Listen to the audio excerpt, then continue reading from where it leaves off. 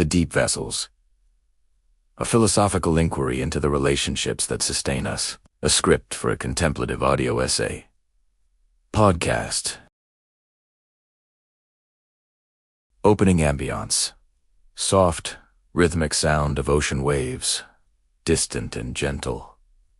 A faint, resonant cello note fades in underneath. Narrator, vo.com/reflective. We speak of relationships as bonds, as bridges, as ties that bind.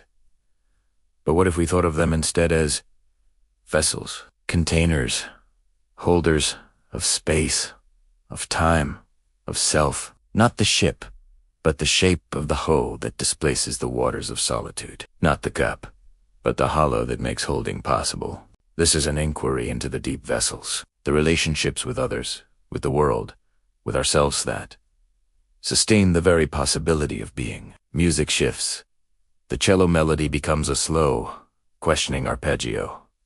The wave sound continues, a constant narrator. Consider the first vessel. The vessel of recognition. We are born into a world of mirrors. The caregiver's gaze that reflects our existence back to us, confirming, you are here.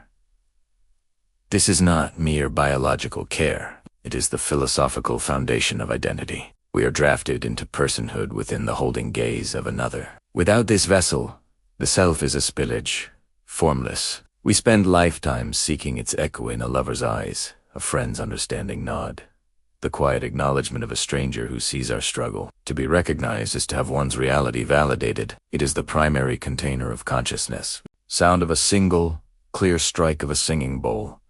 It resonates and fades. Narrator. Then, the vessel of conflict. We misunderstand this one. We see it as a breach, a crack in the hull.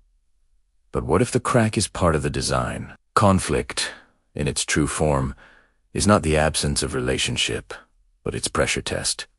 It defines the boundaries of the vessel. Here, I end, and you begin. It is the friction that sculpts the contours of both self and other. A relationship without conflict is often a shallow bowl incapable of holding depth, complexity, the dark wine of disagreement. The sustaining relationship is not one that avoids storms, but one whose vessel is shaped and strengthened by them. It learns to hold the tension.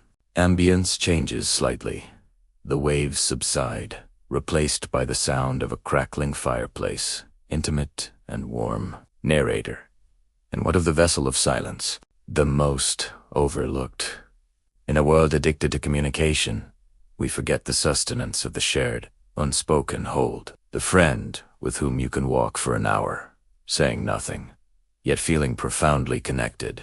The partner with whom a glance across a room holds a universe. This is the vessel that holds not words, but presence. It is the space between the notes that makes the music.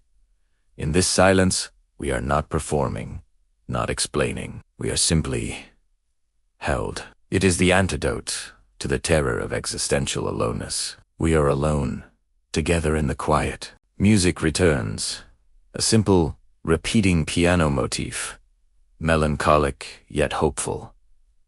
Narrator. But vessels are not only for holding us, they are for holding what we cannot hold alone. Grief.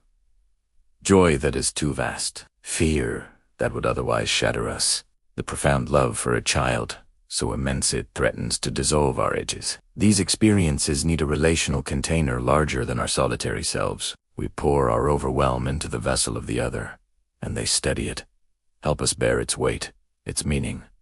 They don't take it from us. They make it bearable by sharing the act of holding. This is the essence of sustenance, not taking away the burden, but doubling the capacity to carry it. Sound of gentle rain begins, blending with the piano. Narrator. And then there is the most mysterious vessel, the vessel of absence, the relationship that sustains through its end. De la lost, the friend departed, the parent gone. Their physical absence does not collapse the vessel, it transforms it. Now, it holds memory, legacy, the shape of what once was. This vessel sustains us by reminding us of our own capacity to have held and to have been held. It becomes an internal architecture. We are sustained by ghost ships, sailing silently in our interior seas, their hold still full of meaning. A pause. The rain and piano linger. Narrator. Narrator. So, we are a fleet of these deep vessels, constantly under construction and repair. Some are grand ocean liners family, lifelong partnerships. Others are nimble skiffs to brief, profound encounter with a stranger on a journey. Some are lighthouses relationships that guide without direct contact. Each is defined not by its material, but by its capacity to hold. The great philosophical error is to seek only the full vasula, relationship of constant fulfillment. But a vessel's purpose is also to be empty, to create a space of potential, to say, here, something can be held. The empty vessel of a new friendship, of an unanswered question between people, is the space where growth anchors.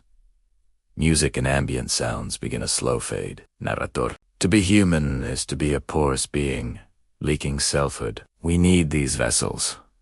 We are these vessels. For others. So, we might ask ourselves not just who sustains us, but how. What is the shape of the vessel between us? Is it deep enough to hold my shadows? Is it resilient enough to withstand the pressure of my truth? Is its silence a comfortable one? And crucially, am I? For others, a vessel that sustains. Am I a shape that can hold? A space that can grant the dignity of recognition, the integrity of conflict, the peace of shared silence. Final, resonant, cello note, held. Narrator. The deepest vessels are those that allow us to be both held and holding, both the water and the cup, but the wab and the shore that gives it form. In this endless, reciprocal exchange of shape and space, we find the philosophy and the practice of what it means to sustain and be sustained. Thanks for watching. Like, subscribe, and follow Watch Morris's videos.